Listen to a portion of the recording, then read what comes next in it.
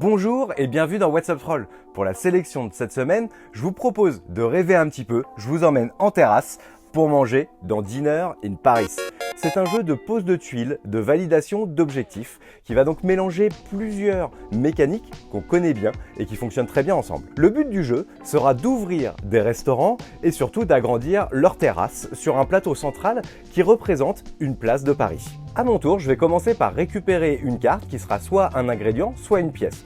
Puis j'aurai deux actions à réaliser. Soit je vais ouvrir un nouveau restaurant en utilisant ces fameuses cartes ingrédients. Par exemple, pour ouvrir une crêperie, il me faudra 2 cartes de farine et une carte de fromage. Ou alors, je vais pouvoir agrandir mes terrasses. Pour les agrandir, il faudra que je paye de l'argent et ça me coûtera plus ou moins cher selon deux facteurs. Selon le nombre de terrasses que j'ai déjà posées et selon le type de restaurant. Puisqu'en effet, les restaurants les moins chers sont un peu plus petits, leurs terrasses me coûtent moins cher et me rapportent moins de points. Et bien entendu, plus les restaurants coûtent cher en cartes, plus leurs terrasses coûtent cher en argent, mais plus ça me rapporte de points. À cela, vous allez rajouter des objectifs. Chaque joueur en recevra 2 au début de la partie. Il y en a un qui va garder pour lui en perso et un autre qui sera révélé et qui sera commun à tout le monde, c'est-à-dire que ce sera le plus rapide à le valider qui remportera les points. À chaque fois que je vais valider un objectif, je vais en piocher un nouveau. Libre à moi de le garder ou alors de le mettre directement dans les objectifs communs. Attention toutefois, chaque objectif que j'ai conservé et que je n'ai pas validé me fait perdre des points à la fin de la partie. Les ingrédients de ce Dinner in Paris sont bien connus et se marient parfaitement ensemble. Je le qualifierais moi d'un jeu passerelle qui vous permettra d'aller faire découvrir des jeux un petit peu plus costauds à vos joueurs s'ils sont habitués à des choses plus légères. Un très joli matériel, des parties acharnées et disputées, il y a tous les ingrédients pour y passer une bonne soirée. Above and Below est un jeu qui est sorti il y a quelques années aux États-Unis et qui est enfin arrivé en France. Il s'agit d'un jeu de Ryan Laukat, je le précise parce que c'est un auteur qui fait tout. Il crée ses jeux, il les édite, il les illustre, il invente toute l'histoire qui va avec. On est vraiment sur un artiste complet. Juste pour vous situer un petit peu l'histoire d'Above and Below, votre village s'est fait attaquer par des barbares et a été complètement brûlé. Juste avant cette attaque, vous avez réussi à prendre quelques affaires et à vous enfuir pour trouver un lieu plus accueillant. Et ce lieu est représenté sous la forme d'un petit village que vous avez découvert, un village abandonné où vous avez décidé de vous installer. Il s'avère que sous ce village se trouve tout un énorme réseau de galeries souterraines que vous allez explorer. C'est un jeu de pose d'ouvrier où je vais placer au fur et à mesure de la partie mes villageois afin de réaliser différentes actions. Que ce soit former de nouveaux villageois, que ce soit de récupérer des ressources, de construire des bâtiments. Et l'action principale qui pour moi est au cœur de la mécanique, c'est l'exploration.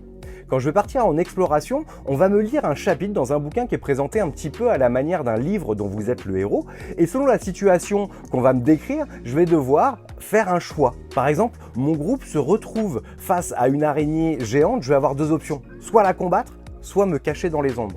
Alors quand on va me lire les deux options, par exemple de la combattre, on va me dire voilà, il faudra Mathieu que tu aies exploration 5. Ça veut dire qu'il faudra que je fasse un certain nombre de succès en exploration. Ou alors si je me cache, je vais devoir faire l'exploration 3, ce qui est un petit peu plus facile. Vous vous en doutez, plus le score d'exploration demandé est élevé, plus la récompense va être sympa. On me lit juste le prérequis, on me dit pas les récompenses que je vais gagner selon le choix que j'aurai fait. C'est un vrai jeu d'aventure qui vous est proposé avec ses hasards et ses aléas, puisqu'en effet le livre de rencontre est quand même assez conséquent, donc vous savez jamais trop sur quoi vous allez tomber dans ces cavernes. Une partie est somme toute assez rapide puisque vous n'aurez que 7 tours pour réaliser un meilleur village que les autres joueurs. Donc à vous de faire les bons choix, de vivre cette aventure qui vous est proposée. Moi j'y ai trouvé totalement mon compte. Je ne le recommanderais pas forcément à ceux qui détestent les jets de dés puisque c'est l'aventure, c'est le hasard, c'est ça la vie. Voilà un jeu qui m'a fait beaucoup souffrir et du coup j'ai adoré. Dans Set a Watch, vous devrez défendre votre royaume face à une invasion de monstres. La boîte va se déplier de manière à former votre zone de jeu avec le plateau. Chaque partie se déroulera avec 4 héros, il y en a 6 dans la boîte, chaque héros a une classe, des classes qu'on connaît bien, ça va de l'archer au guerrier en passant par le clerc. Chaque héros a son petit deck de compétences, son plateau personnel, sa petite comp qui lui est propre, ainsi que des dés à lancer, soit des dés à 6 faces, soit des dés à 8 faces. Au début du tour, on va lancer les dés pour tous les héros et on va les poser à côté de leur plateau. Puis on va choisir parmi nos 4 héros un qui va rester au feu de camp de manière à le défendre et à le préparer. Pendant cette phase de préparation, je vais pouvoir allouer les dés de mon héros à des actions définies du plateau de jeu. Que ce soit couper du bois pour augmenter l'intensité du feu, regarder les futures cartes monstres qui vont venir nous affronter ou encore soigner un autre personnage, les possibilités sont multiples. Les sentinelles, qui sont les héros partis au combat, vont quant à elles affronter les monstres qui vont se présenter à vous. Je vais en piocher un certain nombre qui dépendra d'une carte lieu qu'on aura piochée et cette carte lieu en plus va nous donner une contrainte différente. Chaque monstre possède soit une compétence, soit des points de vie. On va les disposer en file, sachant que les héros au corps à corps ne peuvent affronter que les premiers monstres de la file et les héros à distance, eux, pourront également affronter la deuxième rangée. Attention toutefois, je n'en révèle qu'un certain nombre dans ces cartes-là. Même si j'en ai pioché 6, selon l'intensité de mon feu, je vais en révéler 0, 1, 2 ou 3. Si je dois taper à l'aveugle, c'est vraiment la galère, je vous le dis tout de suite.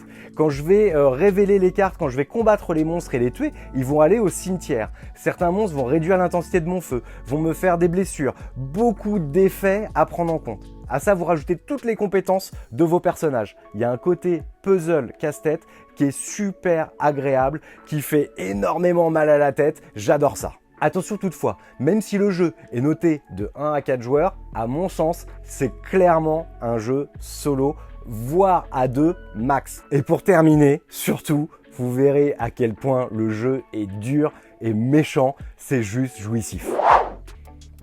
Et voilà pour la sélection de cette semaine. J'espère que vous aurez pris autant de plaisir à la découvrir que moi à la préparer. N'hésitez pas, comme d'habitude, à liker, commenter, partager, vous abonner à la chaîne So Many Bits à la page Le Troll Savant. Moi, je vous dis à la semaine prochaine avec le résultat du concours du gagnant de Calico. Salut! Moi, j'y trouve totalement mon compte parce que je trouve ça très fun. Non, je me perds là, non?